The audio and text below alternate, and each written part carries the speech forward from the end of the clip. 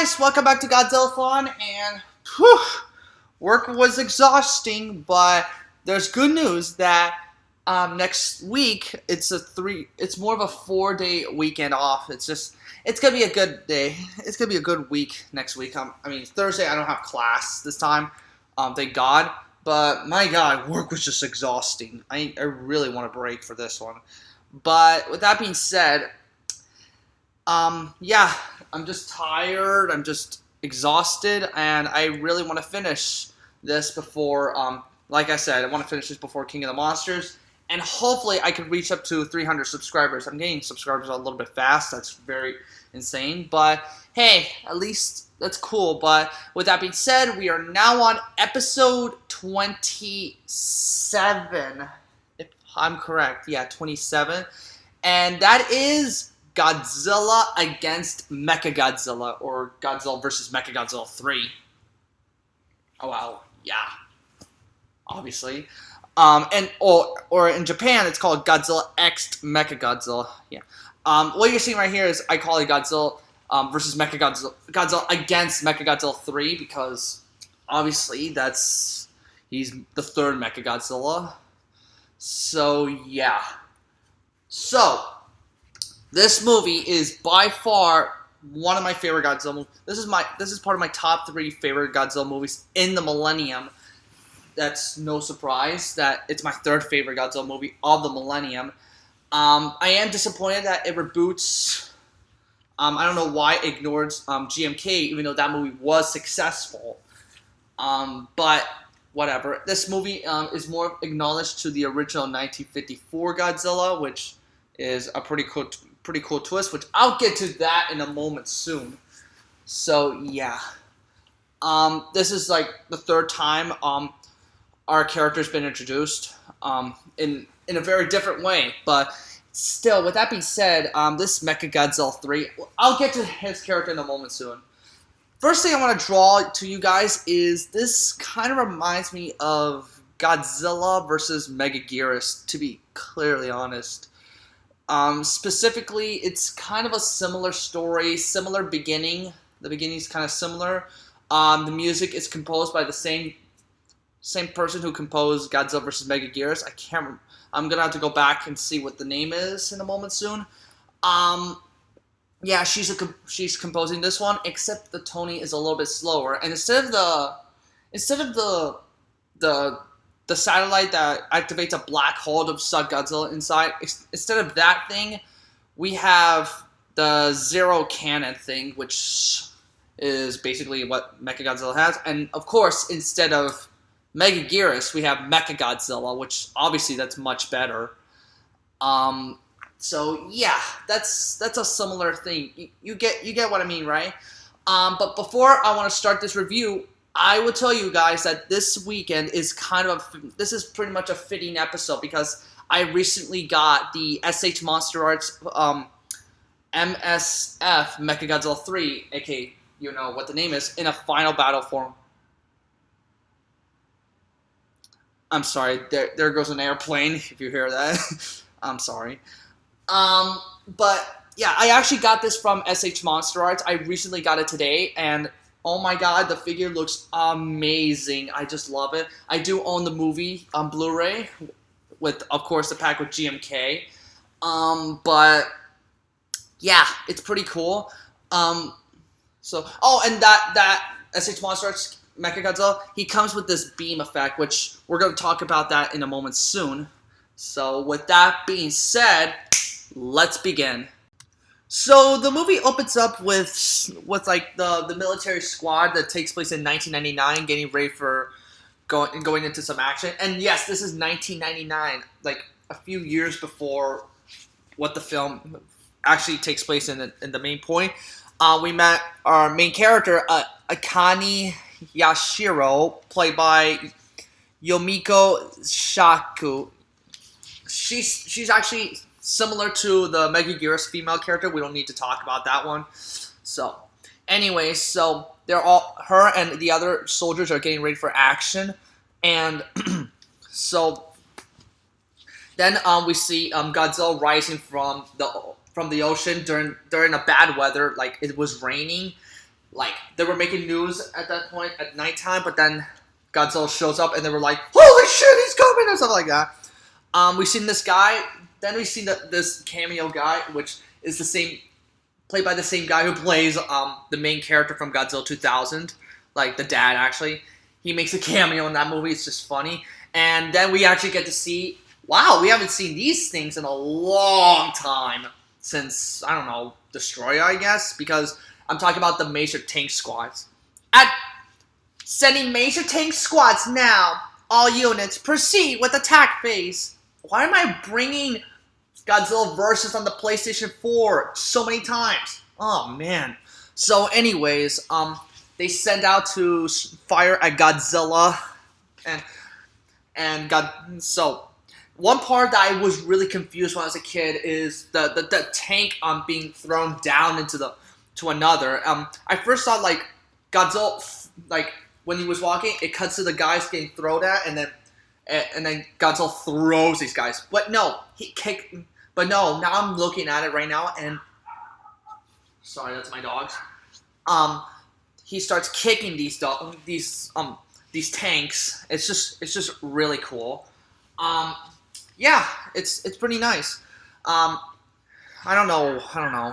So, anyways, when Godzilla blasts the atomic breath onto a mountain, where some of the soldiers inside of a jeep or whatever, Akane, who was inside one of the major tanks, accidentally turned the tank around and causes her comrades to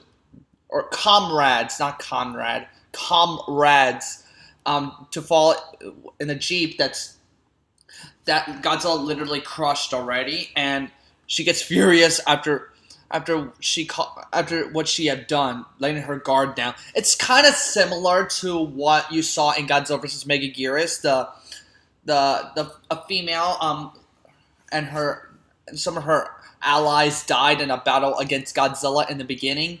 So it's similar, except the only difference is that our female character in this one, not only is she a little bit better, well, obviously, but the thing is that she lets them die. She lets her guards down. She let her allies down. Like, she let them die, like, for no reason. She accidentally let them die. And then after that, we actually get a shot of Godzilla roaring into the sky while the lightning strikes onto his dorsal spines. That is a really cool effect. And of course, we get to see the title Godzilla against Mechagodzilla, or in the Japanese logo, Godzilla X Mechagodzilla. Yeah, that's kind of weird. So yeah. So it's a pretty cool intro. Not bad. But yeah, moving on. So after that, after the credits, after the opening logos, I'm sorry, news reporters shocked the entire world that the devastating attack was caused by Godzilla, and everyone's in total shock. Then we get to the Prime Minister office. That female that we saw is one of the Prime Minister harder ones in Godzilla Versus on the PlayStation 4. I know, I kept bringing that up. Why? Because there's a lot of Godzilla Versus everything with these films are in Godzilla Versus. Like, this is the female you saw as the Prime Minister, and we actually get to meet, he's more like the former Prime Minister from the Heisei Godzilla films. Like, he's been in a lot of Godzilla movies. Jesus Christ. They stated, like, say, Godzilla put a curse in Japan, and they give us flashbacks of the original Godzilla film, like, stated, like, oh, Godzilla put a curse in Japan and attacked the entire place. And in the original, he was killed by Dr. Serizawa's oxygen destroyer, and which, by the way, the CGI of this 1954 Godzilla looks amazing. It looks really incredible. Like, wow. I just love that. So they said that after that, giant monsters invaded, and then of course we see Mothra from the 1961 Mothra, and finally they even showed Gyra. Well, I mean, Gyra from War of the Gargantuas. Like, there's a lot of monster references in the in this saga. I'll get to the word Kiryu in a moment. Like all references, like there's War of the Gargantuans. You see Gyra, but you don't see Sanda, which that's kind of sad. I wish Sanda would have made that flashback too. There's a few monster ones that most of them I love. I don't think they mentioned there was no Atragon type in this, but there's a few ones that. Oh, and no Rodan. Sorry, but. Yeah, the attack with all these monsters, it's just amazing. Most likely the Godzilla 1954 in CGI. Christ almighty. There is another monster movie I would love to mention, but that's gonna be in the next episode. I'm sure you guys know what I'm talking about, which we'll get to that in a moment. So, moving on. So, anyways, our main character, Akane Yashiro, was reported to the military weaponized people. I can't remember the government, whatever, saying like asking why did they actually die? Like they say they're not blaming her, but they asked her like what happened right there. Did she panic or something like that? She responded, yes, she panicked. So they didn't fire her or escort her out. They forgived her for I don't know. So anyway, she went into the funeral of somewhat funeral for those men she accidentally let them die for. She blamed herself for it. Like I actually feel so bad for her. Yeah. So then we meet to another character, Dr. Yahara, Dr. Katumitsu Yahara, played by Shin Akuma. Yeah, Dr. Mahara, Dr. Yahara. Jesus, why am I getting names wrong? I don't know, shit. But we meet our character, like he's a bio robotic tech or something, whatever the fuck. The government, including the prime minister, want him to come and show him something with some other people in government of Japan, showing him, oh, I have something. Yeah, former prime minister, actually, the one you saw who was prime minister of the Heisei Godzilla films. He stated like, oh, I got something to show you, and he showed them like the bones of the original Godzilla, which is really cool actually, because in the original Godzilla, those bones were already disintegrated after Dr. Serizawa killed him with the oxygen destroyer. But instead, he took the bone. But instead in this movie, continuity changed up, saying, "Oh, we took the bones," and they want to use it to kill the real Godzilla. So they asked Dr. Yahara that if he could make a robotic type with these bones of Godzilla inside of a robot type as a super weapon. And he was like, yeah, sure, I'll do that. So, wow. That's pretty cool, actually. So, then we meet, we cut to the next day, in the Dr. Yahara's, apartment, I guess, with his daughter, Sarah Yahara, played by Kana Ondera. That's the daughter's name. Yeah, I'm actually getting sick of fans bashing on kids in Godzilla. I'm sick and tired of fans bashing on kids that in Godzilla films. Because really, there's no need to complain about that. Well, I mean, come on, Gamera has terrible ones. I mean, so Godzilla vs. Megalon, annoying. But yeah. Anyways, Sarah has a plant which actually represents her mother's soul inside of a plant. I don't know, maybe I'm getting this wrong. Like after she died, like alongside her baby boy that she was pregnant with, she died along with the baby after, I guess, sickness. I really don't know how to explain it. But it's a long story. Yeah, it's kind of like a person died with the baby inside. Yeah, it's kind of like the Killing Joke. Jack Napier, who becomes the Joker later on, his wife died with the baby and stuff. It's similar to this film, similar, but difference is that that Sarah's mother died from sickness. So yeah, so when they had breakfast in the apartment, the governor asked Dr. Yahara to come with them, saying we're ready to build the robot. And of course they called it Mechagodzilla. So yeah, I mean, come on, they built a robot Godzilla called Mechagodzilla, but instead they used Godzilla bones. So changing up the pacings, with all the flip side scenes with Akane Yashiro, our main character, exercising hard, like, so she can actually join the war or whatever it is to stop Godzilla with, of course, Mechagodzilla. It's going crazy, like so much with all that shit going on. And then we cut to, after all that craziness that's going on, we cut to 2003 AD. Yeah, 3 years late, well, 3 to 4 years later. I'm just gonna say 2002 because this movie takes place because this movie came out in 2002, and 2003 is the next installment. So yeah, we cut to 2002, and Mechagodzilla is already ready to get into the action.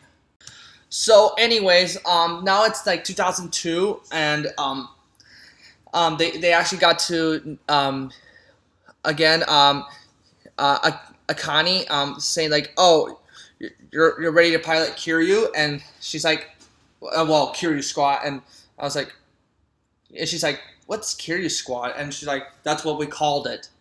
That's what we call him, Kiryu, like short for Mechagodzilla. Yeah, now we get to the Kiryu point. The Kiryu name, it represents Metal Dragon, which is actually very cool, even though, yeah.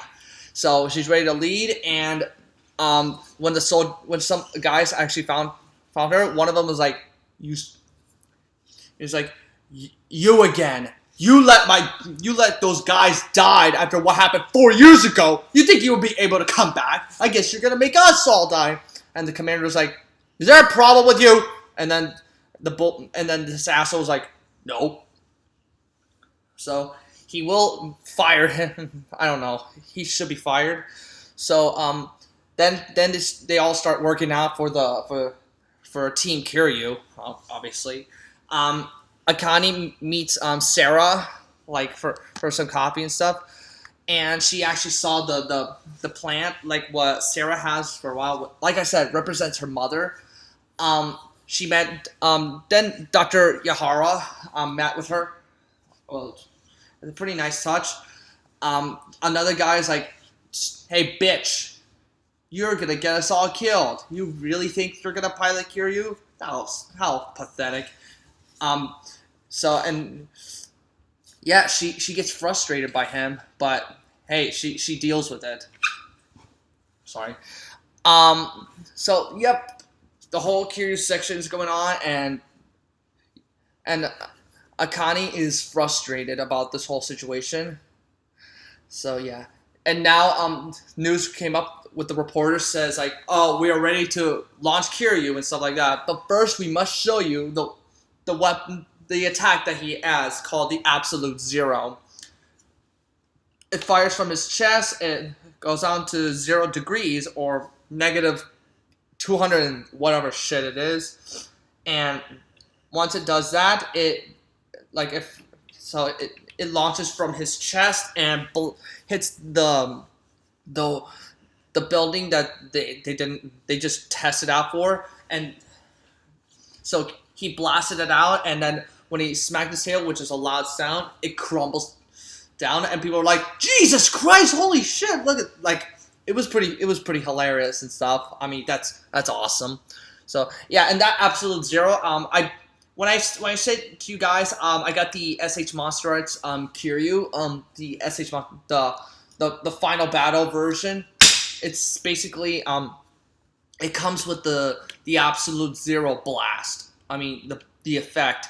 It looks amazing. If you're a Monster Arts fan and you desperate for Kiryu since you missed out the original, I highly recommend you get this guy. He is amazing. I just love him. I love this guy. He looks awesome. So yeah, basically that's what it is. So going up forward, Godzilla is back with the music that you heard from Godzilla vs. Mechagodzilla, composed by Michiru Oshima, same composer from Mechagodzilla, but now it's slower, like da da da da na na da da da da na na, instead of going fast like in Mechagodzilla, whatever. So Godzilla is back, and so they send out so like, oh, we're ready to launch Kiryu or Mechagodzilla to send out to stop Godzilla. So they use they use the planes to hook up on him, like grab the front side and the tail to send him off to fight Godzilla. So Godzilla causes so much destruction, and Kiryu was brought down to the ground, like to face off against Godzilla. Mechagodzilla, well, his name is Kiryu, and I just want to call him Mechagodzilla now. He blasts his major lightning beams from his mouth. Well, it's kind of similar to the mouth beam effect from the Heisei, but to be honest, like, it's instead of the rainbow beam, it's lightning. And in the mouth, I want to tell you guys, it's kind of similar. That it's like a rocket, like blaster types effect, like on the mouth, inside the mouth. It kind of reminds me of the Showa Mechagodzilla. Well, which I'll get to the whole Showa thing in a moment. So they launch. So he launches a bunch of missiles or blasters from those purple weapons. Yeah, and I said purple instead of blue because they looked too much purplish to me. Yeah, I think they look purple instead of blue. So, and when Godzilla is completely damaged and Mechagodzilla is already going to fire his absolute zero, Godzilla roars so loud that Mechagodzilla has like a feeling inside of him and his mind that about the past he was in 1954. Mechagodzilla stayed put, and Akane, who was inside one of the two planes, stated, like, say she's ready to fire, but then something was wrong. It's not working well. Godzilla retreats, and one of the governors, I just love this line he said when Godzilla retreats, he actually says, "Godzilla sucks dick." I laughed so hard that this is one of the most funniest things I've ever heard in my life. And by the way, guys, that line was only in the Japanese version. He was speaking English in the He said that in the Japanese dubbing. In the English dub, he says Godzilla's running away or something like that. But no, the Japanese version just makes it laughable. Like, how hilarious you want to laugh at that part. He says, "Godzilla sucks dick." It's just so funny. So now, anyways, they try to go down to help out what's going on with Mechagodzilla, but then Mechagodzilla blasts that beam that he has on his wrist, and they're like, "What the hell's going on?" And Akane replies, "That's not me."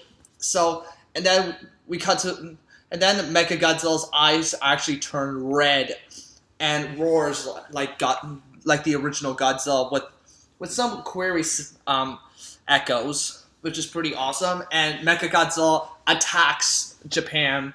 Like, people were saying, like, it's because Godzilla, the original, is back to life and he's taking over. So to be honest, it's really awesome. I love it. It's just like the original Mechagodzilla, the Showa Mechagodzilla destroying Japan. That's something I want to see. Like, instead of a good guy Mechagodzilla I want to see an evil Mechagodzilla back. Even though Kiryu here he was supposed to be part of my top 3 favorite Mechagodzillas. Like, I like him. I like this guy better than the previous one, to be clearly honest. Which I'll get to that in a moment, like later on. But so yeah, Mechagodzilla attacks Japan. Mechagodzilla. So Mechagodzilla breaks through the one big, tall building that's taller than him. Like breaks through, like makes a big hole. That kind of reminds me of Zilla 98, where Zilla like jumps through a building and makes a gigantic hole, which the building did not collapse. Like the entire thing, just a hole. That is really great. And then in the sun, then we cut to which of course during the sunset, when the battery went down to 0%, he actually goes offline, and Mechagodzilla's like looking down while the wind blows, with the sunset on the background. It looks amazing. Like, it's unbelievable. I swear to God, this looks amazing. I think this movie is definitely up there in my top 3 favorite Godzilla films of the millennium, as I stated, but this scene looks ironic and great. I do think it just looks it looks beautiful. It's just great. Wow, Kiryu runs wild. Wow. Moving on. So now the government actually sent out like saying like, oh, like they feel like Kiryu was a total bad idea, and they had to feel blamed about it, or whatever. So Akane stated that like she had a conversation while Sarah was like really upset the fact that why did they bring Godzilla back, or Mechagodzilla, and not her mother. She blames the world or something like that. So Akane responded like say, oh, like you don't have to worry, stuff like that. It's not that bad. So, but yeah, and also we did get a flashback of why Sarah's mother died, of course. So, let me go up like really immediately, like super immediately. Godzilla comes back to attack, and they send out Mechagodzilla again. So he's ready to fight. They send him out, and that's the shot where Mechagodzilla comes down from the moon, is like the moon in the background. It looks so cool. I love that. Wow, it blew my mind. Like holy crap. I just love that. It's gorgeous. So Mechagodzilla floats down, and then he starts flying like towards like to where his target is at, of course, Godzilla. And so during when the hospital was going to be evacuated, there was a nurse like going back to get a child. Godzilla looks down to it and looks down to them, and he's ready to blast his atomic breath, but he failed to kill these people because Mechagodzilla smushed Godzilla and makes Godzilla fly over to whatever it is, like onto the ground or something. That was just cool. While Mechagodzilla was glowing. Wow. So, and then the military is like, oh, so they're asking, what is that? And then the military responded, something called Kiryu or whatever. So, yeah, that was really cool. So, Godzilla and Mechagodzilla had a great fight and stuff like that. But, I forgot to mention, one of his purple cannons actually has a blade inside. So, Mechagodzilla uses his firepower as much as he can. So Godzilla destroyed one of the wrist cannons. The other one he destroyed the other one, which probably actually was destroyed, and Godzilla's like holding it, got that blade out of that cannon. So, well, look at that! This is your first clue, or the first time Godzilla is holding a dagger. That's pretty interesting. We never seen that before. Godzilla holding a dagger. That's really cool. So Godzilla drops a dagger. Akane. So when Mechagodzilla's downfall, Akane heads down to inside Mechagodzilla. She responded to Kiryu to say like, oh, you're ready to fight or something like that. So basically, both Godzilla and Mechagodzilla had a. So Mechagodzilla comes back up while Akani's taking control of the machine, and she's using him to do it, using him to fight back. So Kiryu fights more on Godzilla, grabs the tail and swings him around, which is something that I absolutely love.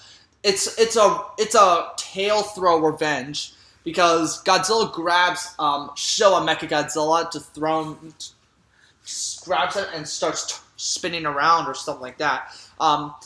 So in this movie, it's kind of reversible, except Kiryu throws him around or something. So yeah, so when Mechagodzilla's down again, like Godzilla beats the crap out of him, Akani shouted Kiryu, and so Mechagodzilla gets back up and he's ready to fire his the absolute zero cannon. First off, Godzilla blasts atomic breath to defend from the absolute zero and crush. So it hit two buildings and they both collapsed. So yep, that failed to work. So he did it again. This time, Mechagodzilla flies and grabs Godzilla. So they both start flying over and head into the ocean. And then when they landed, boom! Wow, it is crazy. It looks like a fortress of ice. That is very cool. So after that, Godzilla is awakened from. Godzilla gets back up with. So after that, the ice starts to collapse. Well, both Godzilla and Kiryu are barely alive. Like Godzilla roars, and the Kiryu actually is damaged. Like he lost his arm and half of the absolute zero weapon on his chest, and I think he's missing an eye too. So basically, that's the version of Kiryu I actually have by SH Monster Arts, the Final Battle version. So it comes with those accessories. As for Godzilla, look at that crazy looking scar. It looks badass. Waiting for the next one. So Godzilla's completely injured and he heads back to the sea. Man, that sucks for him. So yeah, Akani is gets out of the machine, and she's just staring off into the distance. Everyone starts cheering, though they knew Godzilla will come back later on. So, and that's the end of the movie. Okay, wow, this is part of my top 3 favorite Godzilla films of the millennium, and I'm so sorry for taking this so long. It's been a week. Holy crap. I was too busy with other shit. I don't know, but yeah, it's just nuts. So the music, so the movie is so great. Definitely the 3rd best of the millennium. I just love this movie so much. It's so great. Music by Michido Oshima she's back since the Mechagodzilla composer. She's back, but the tone of this music is much better than Mechagodzilla's version because it's slower and more grounded, darker. It's just nuts. So the characters, I like Akani. I do support Sarah. She's great. So, but Akani was the best. But her father, Dr. Yahora, I don't understand. Akani and Dr. Yahora, yeah, this is one thing I'm confused with. Are they in a relationship or something? On a date or something? Oh, speaking of which, yes, I did see the after credits scene. It's not that bad. So they're gonna get dinner or something, and she's like, no, I'll pay you dinner or whatever. So, yes, there you go, folks. So basically, it's awesome. So, the story is great. The effects are gorgeous, and let's talk about the Kaijus or the monsters. Let's start with this Ghost Godzilla, not GMK. No, we're talking about Kiryu, aka Mechagodzilla 3. Look, guys, his name is Kiryu, and I know James Roloff hates the name Kiryu, but Kiryu's not that bad. Not a bad name. But yes, I do prefer calling him Mechagodzilla 3 or just Mechagodzilla because that's his official name, Mechagodzilla 3, but they call him Kiryu probably for short, or he's supposed to be called Kiryu, I don't know. But the name Kiryu sounds cool too. It means metal dragon. That's what it means, and I love it. The design looks perfect. I love this design, though it's not my favorite. The original is a masterpiece. This one's my third favorite, but it is better than the previous Mechagodzilla, Mechagodzilla 2 or Super Mechagodzilla. This version's way better because he looks badass. I know Plutonium.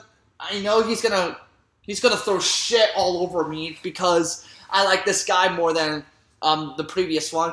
Probably because he looks a little bit similar to the original. So, but again, he's not my favorite. The original's a masterpiece, and you guys are gonna ask me what's my second favorite Mechagodzilla if this is third place. Ready Player One's version because he is similar to the original, but whatever. But anyways, I love Kiryu. I love they give him a backstory. This is the first Mechagodzilla that has a backstory. It's just awesome. I love it, and he has a change of heart. It's just great. I love it, which we're gonna see in the next film. So, and of course, let's talk about Godzilla himself. This is basically the same. I don't know, the same. It's exactly the same design. It looks similar actually compared to Godzilla 2000. The only difference is he's like a grayish black toning and the silver or white dorsal spines or dorsal spikes, whatever. Yes, I like this design way better than Godzilla 2000 for one reason. Because Godzilla, that's one of the things I complain about Godzilla 2000 and Megagearus, because Godzilla is a red fire-breathing green dinosaur with purple dorsal spines, and thank God this movie is not like that, because Hanna-Barbera sucks. Obviously, Hanna-Barbera sucks. So yeah, but Godzilla looks frightening. This Godzilla is really mean, like really mean. So yeah, he's not as sure, close enough to be evil, but not as pure evil as the original Godzilla or GMK, and obviously Shin Godzilla. But this Godzilla is probably the fourth evil Godzilla. I don't know. He is supposedly, because he looks frightening. And one thing, this is Bob Sherlock's favorite Godzilla design. I totally respect that. Yeah, I still follow Bob Sherlock as much as I do, because this is his #1 favorite Godzilla design, and I could totally respect that. So I do agree. This design is amazing. I love it. So anyways, this movie is great. I love it. I'm so sorry for this delay because I was too busy. So there you go, folks. So yeah, when I introduce the people who are not Godzilla fans, fuck yes, you should. This is great. This is a good one. But just to let you know, it's not the best Godzilla vs. Mechagodzilla movie. The original is way better, but Terra Mechagodzilla is my #1 favorite, obviously. But this one is like almost at the top. So yeah, I recommend this movie. So my rating for this movie, I'm gonna give it an 8 out of 10. An 8 out of 10. So yeah, there you go, folks. 8 out of 10 for this film. I know you guys are upset. Why was this delay? I was too busy with work and shit. I don't know. But anyways, 8 out of 10, and I'll see you guys in the next video. Like, hopefully I'll review Tokyo SOS sometime this weekend, or maybe if I can't, I'll try to do next weekend. I promise you guys.